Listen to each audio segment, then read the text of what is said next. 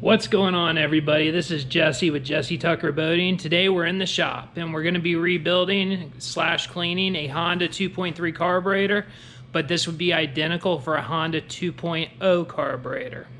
All right, let's get right into it and go over tools we're going to need.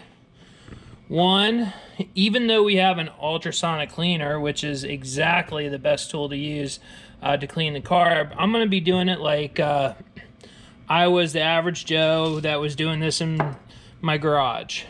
All right, first you're gonna need a can of carb cleaner. Second, a pair of needle nose pliers. You'll need a ratchet. I'm also gonna be using a driver just because I'm gonna take it apart mostly with that to make it simpler.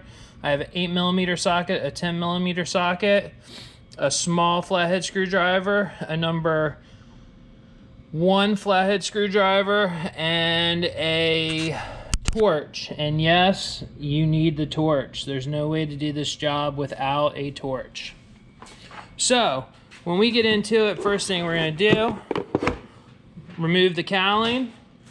Second, we are going to remove the 2 8mm screws from the top of the air guide. And always have a clean place to do your work. It makes life a whole lot easier.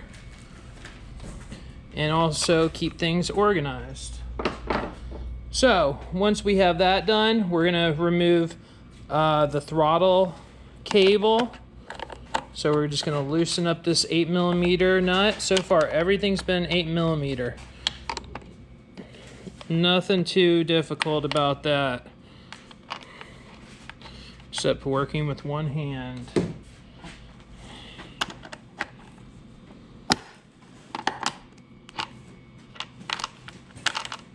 So now that we have that removed, we are going to go after the other 2 8mm screws that hold the air guide and the carburetor. I may have to put down the camera at some point because it's not going to be easy with one hand.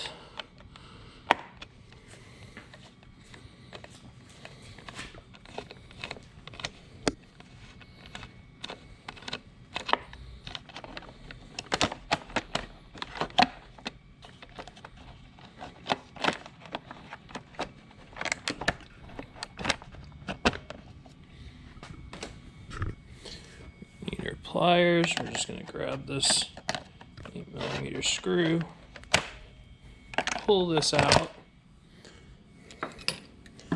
Now what's going to happen is your air guide's going to come off. We're going to disconnect our throttle linkage.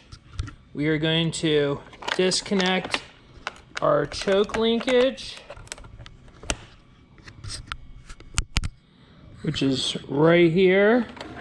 I'm going to set the camera down for a second, and we're going to disconnect our fuel line.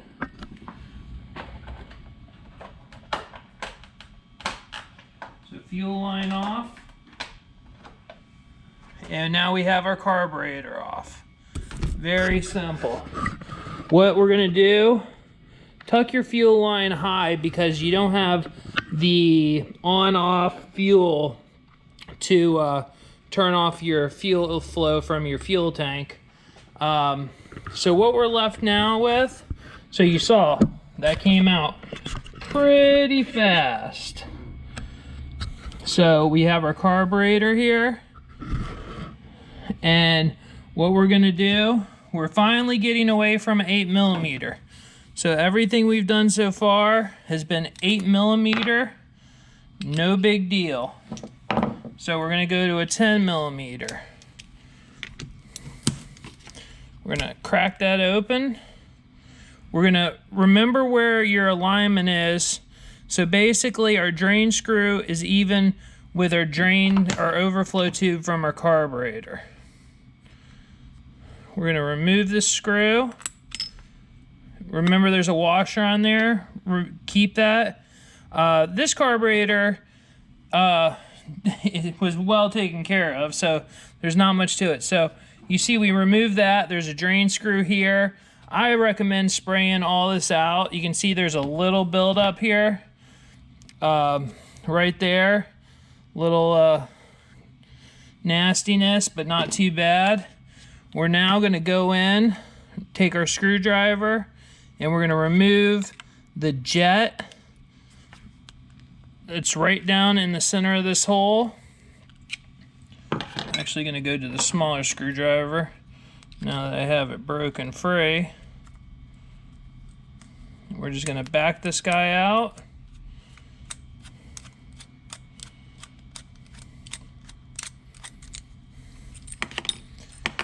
So, what we got there, emulsion tube and jet.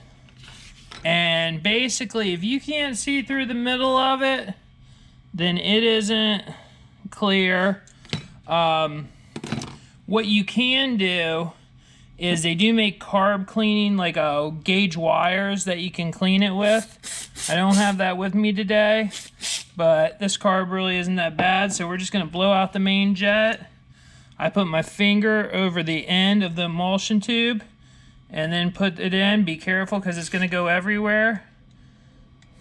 And just blow. Make sure you have fuel coming out, or carb cleaner come out all your jets. So now getting to the biggie. We're going to make sure this carburetor is dry.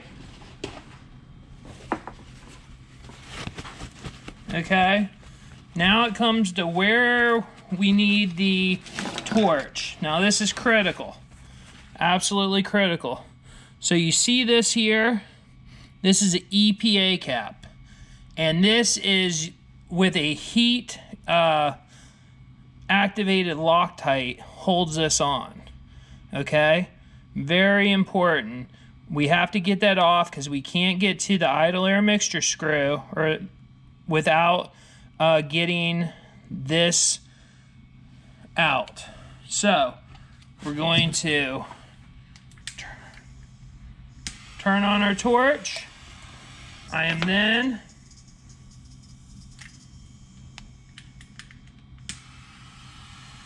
going to heat up our screw.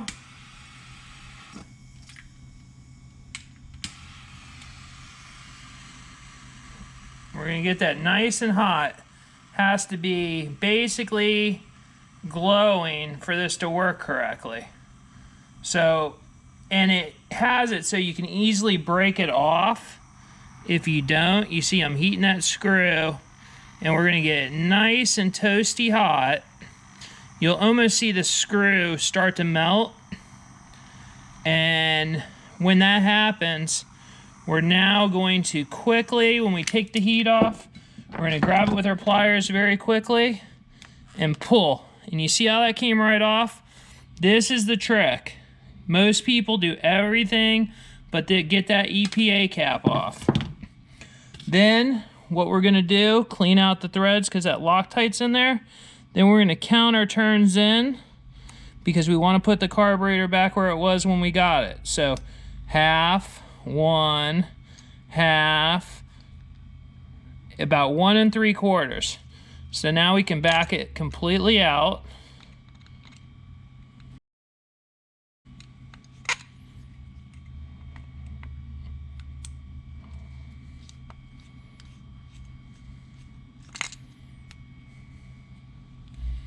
Use a bigger flathead, easier to control.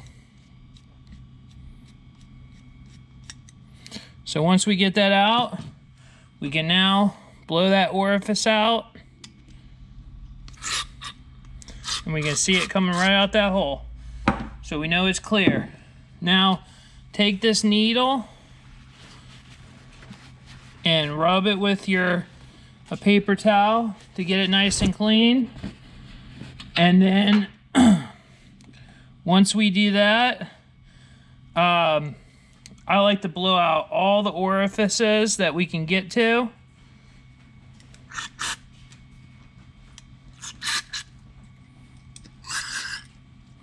Make sure everything is nice and clean. Okay, once you have everything clean, typically it's going to be your jet and the idle air mixture screw that are the issues.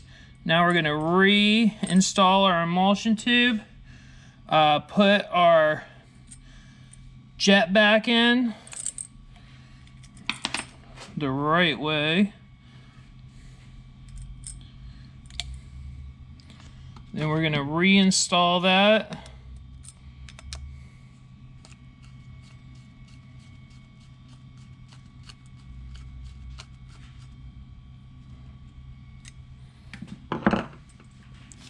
Now I'm going to put our idle air mixture screw back in.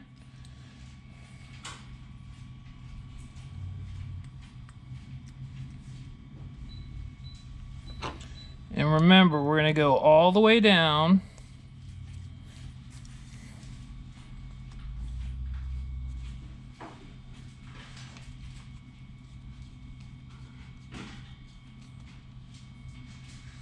Once we get it lined up.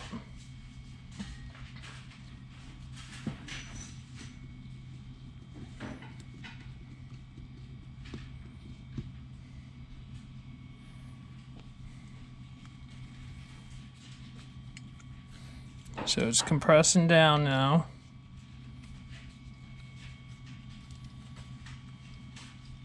Once it bottoms out, we're going to go our 1 3/4, 1, 1 1/2, 1 3/4. Now, what's next? We're going to put our bowl back on, and remember its orientation. We know it went towards the overflow, and that's important because you want it to go down so you have access through the hole in the lower case. Now we're going to put our bowl screw back on. Make sure you check all your O-rings. I did prior, so I knew this is good. Make sure you have your washer, otherwise it's gonna leak.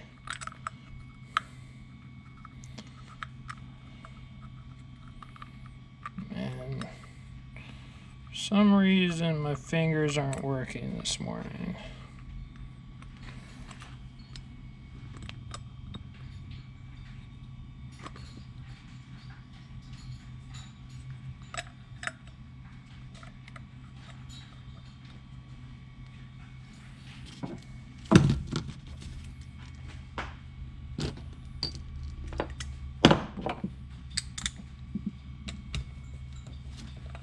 There it goes. Again, remember the orientation. So after we add that back on, we make sure it's nice and tight. We're now going to put the carburetor back in. Remember, we have to hook up the choke first. Then we got to hook up the fuel line.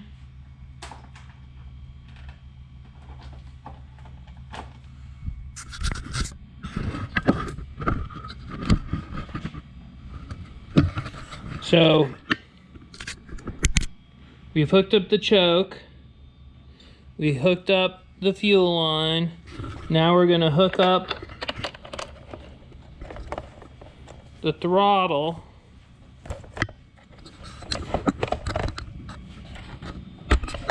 cable and run it all back into alignment. So now we have our throttle cable, we have our choke, we have our fuel line. Make sure everything's where it goes.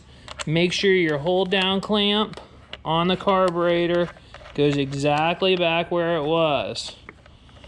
Okay? Because otherwise your throttle is not going to be the same. So now that we have that, we're going to insert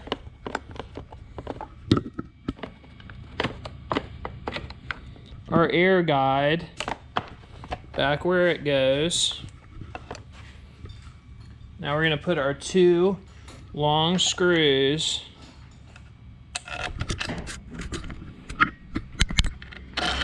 back in. I'm sorry if this video is a little shaky, guys, but this is not the easiest thing to do with one hand. So remember, all of a sudden we're back to our 8mm. Now we're gonna get our first screw started. And now leave it loose so we can align the second screw. Okay, and it goes right down here in that hole. And then you're gonna kind of just feel a little bit while you're doing it.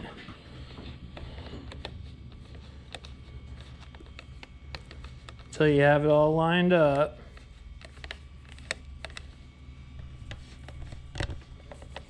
Now we can tighten these screws down.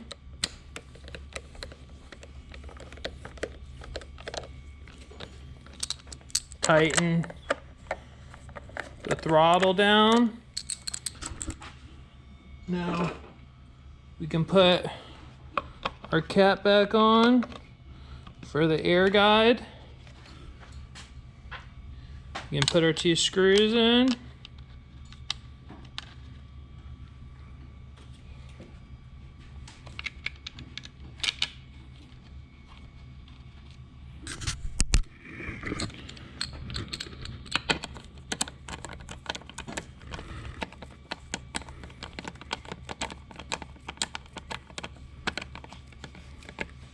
You don't have to over tighten these. You just want them good, you know, good and snug. Then we put this back on. And we're pretty much ready to go.